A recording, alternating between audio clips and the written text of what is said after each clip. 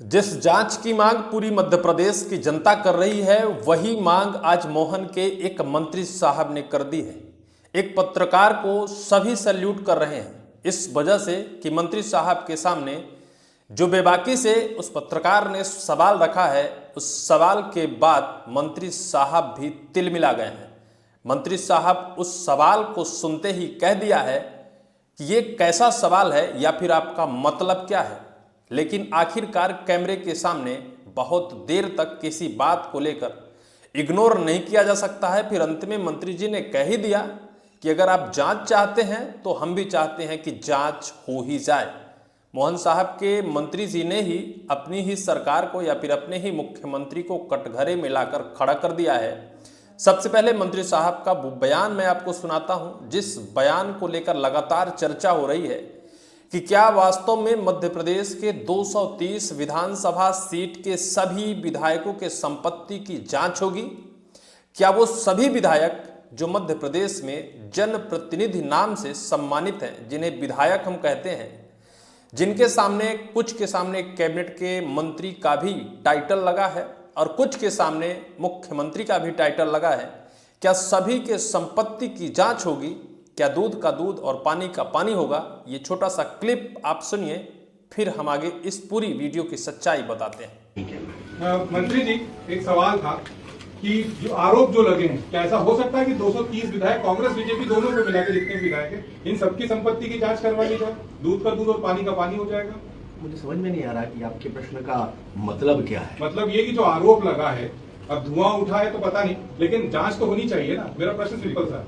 आपकी बात से हम सहमत हैं कि अगर कोई ये मांग करता है कि जांच होना चाहिए तो जांच हो जाए, उसमें कोई आपत्ति नहीं है। व्यक्तिगत रूप से किसी के लिए भी जांच की मांग की जा सकती है और मैं तो उससे सहमत हूं कि अगर ऐसी संपत्तियों में इजाफा हुआ है और वो गलत तरीके से हुआ है तो वो भी सामने आना चाहिए। लेकिन अनावश्यक केवल और केवल दुष्प्रचार ये ठीक नहीं है। सभी को नमस्कार।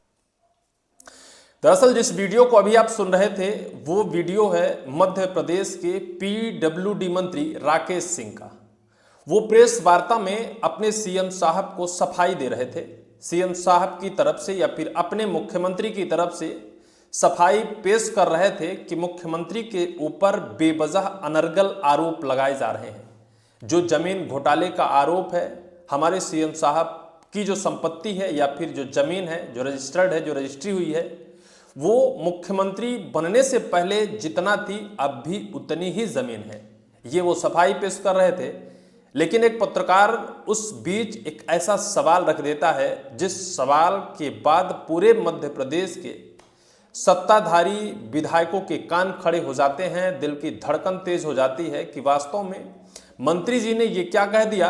क्या वास्तव में मंत्री जी पूरे मध्य प्रदेश के सत्ताधारी विधायकों के संपत्ति के ब्यौरे की जांच करेंगे? क्या मध्य प्रदेश के वो विधायक पाक साख हैं जो जनता की सेवा के लिए आज बैठे हुए हैं, जनता के लिए गए हैं, लेकिन क्षेत्र विकास जितना नहीं हुआ है उससे कहीं गुना विधायक जी के संपत्ति का विकास हुआ है। और इसी विकास को लेकर वर्तमान में बहस छिड़ी हुई है और ये बहस तब छिड़ जाती है जब मुख्यमंत्री के ऊपर यह आरोप लग जाते हैं। हालांकि ऐसा नहीं है कि सत्ताधारी विधायकों के ऊपर इससे पहले बढ़ी हुई संपत्ति को लेकर आरोप नहीं लगे हों, लेकिन सवाल तब गहरा जाता है जब सीएम साहब के ऊपर यह आरोप लग जाता है कि सीएम साहब की संपत्ति में लगातार इजाफा हुआ है। मुख्यमंत्री बनने के बाद इस इजाफे की गति या फिर रफ्तार और तेज हो गई है। आखिर क्या सीएम साहब कुर्सी पर बैठने के बाद उस कुर्सी का सदुपयोग कर अपनी संपत्ति को बढ़ाने में पूरी ताकत झोंकी है? ये सवाल था और इसको लेकर इंडियन एक्सप्रेस ने जो खुलासा किया, इसके बाद विपक्ष ने लगातार सरकार को घेरना शुरू किया।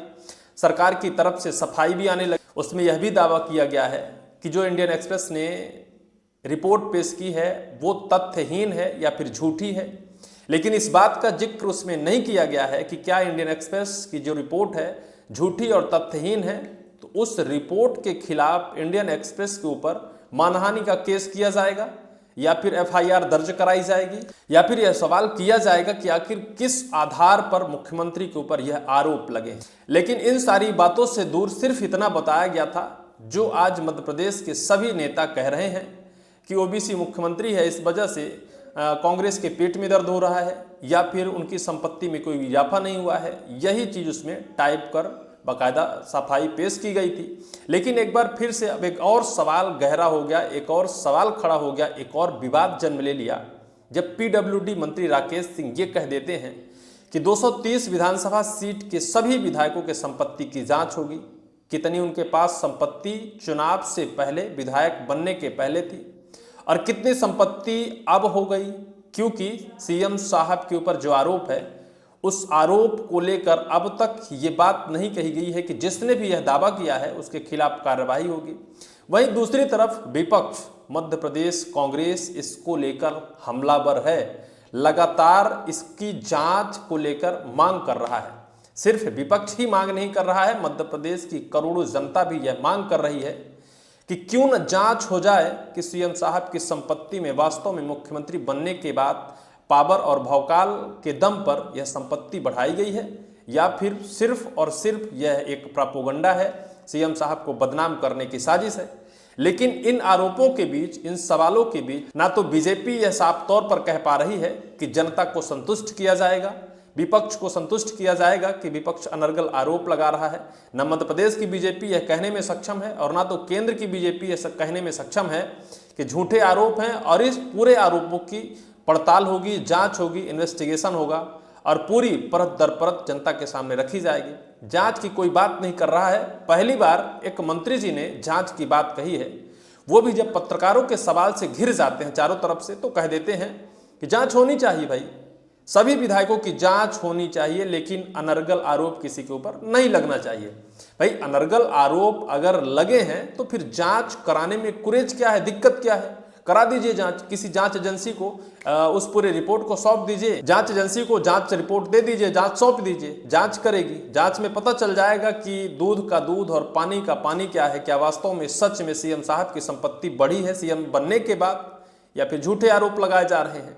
लेकिन इन सभी बातों पर कोई बात नहीं कर रहा है। दूसरी तरफ जीतू पटवारी अब लगातार हमलावर हैं, क्योंकि बीजेपी की तरफ से अब तक कोई ऐसी बात नहीं कही गई है जिससे विपक्ष संतुष्ट हो या फिर जनता संतुष्ट हो। मध्य प्रदेश कांग्रेस के प्रदेश अध्यक्ष जीतू पटवारी अपने ट्विटर हैंडल पर इन सभी जवाबों को नकारते हुए लिखते हैं, जमीन के जादूगर के कई करतब देखने के बाद से डरी हुई बीजेपी घटनाक्रम के 36 घंटे बाद कमजोर बचाव करती हुई नजर आई।